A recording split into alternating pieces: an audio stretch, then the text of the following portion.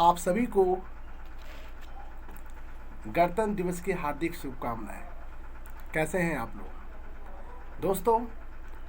मैं कुछ चुनिंदे मुद्दों को लेकर के बात करूंगा जो हमारे एक आधुनिक पर्सनालिटी के ऊपर सवालिया निशान बनता है।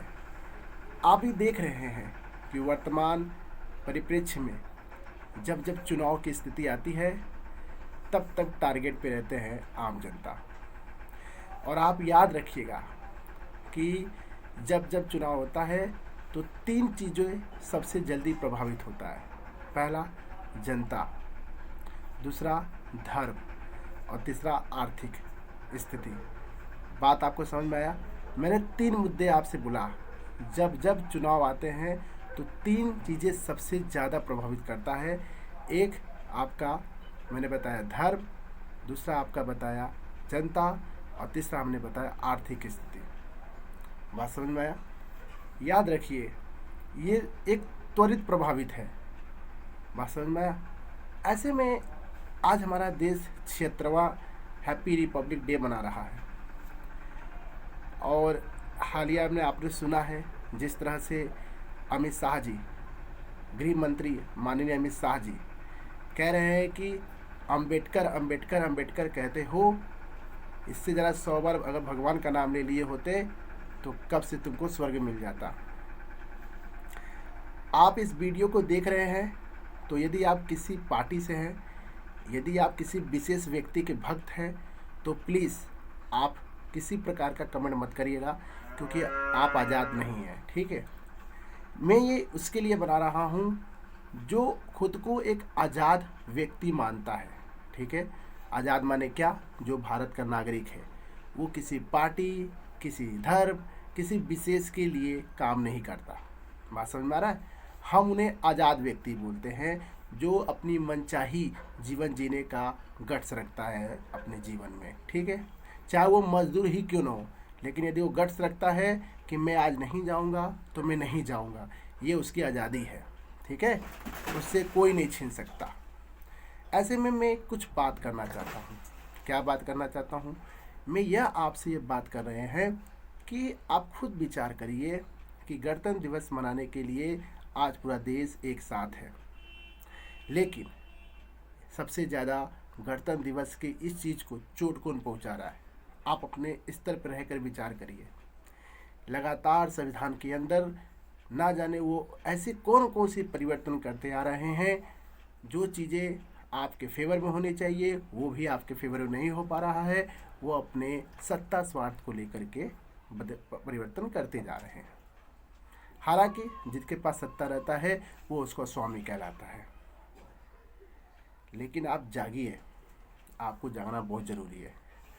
पढ़े लिखों का राजनीति में आना बहुत ज़रूरी है अगर इस देश को बचाना है तो देश को बचाने के लिए पढ़े लिखों को आगे आना होगा, साहस रखना होगा, हिम्मत दिखानी होगी और पार्टिसिपेट करने होंगे।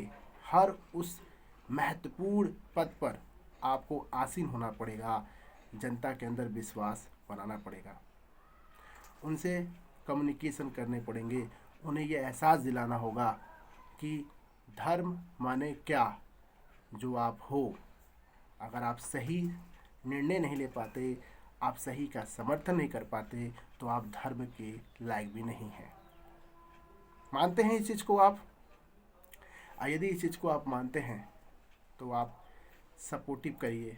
आपकी माइंडसेट, आपकी पर्सनालिटी, आपकी वे ऑफ कम्युनिकेशन, इन सब चीज़ें आपको सही डायरेक्शन में लेके जाएगा।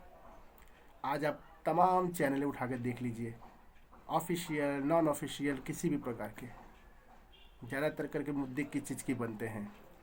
धर्म धर्म धर्म धर्म धर्म, जाति जाति जाति जाति जाति।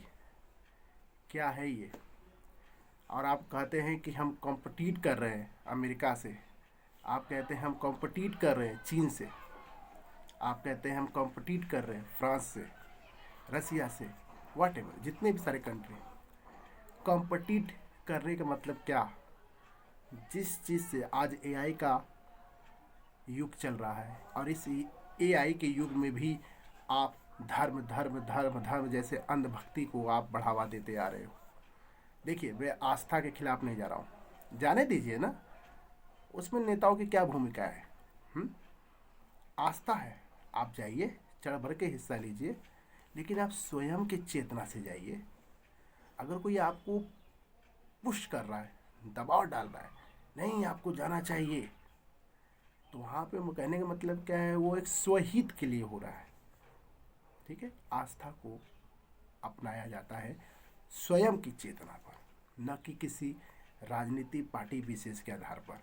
ठीक है, सनातन का मतलब होता है शाश्वत सत्य, जो कि सिर्फ भारत के लिए थोड़ी है, वो पूरे पृथ्वी मनुष्य के लिए है। बात समझ में आया कि नहीं आप? तो पहले अपनी चेतना के स्तर को यहाँ से यहाँ लेकर जाए।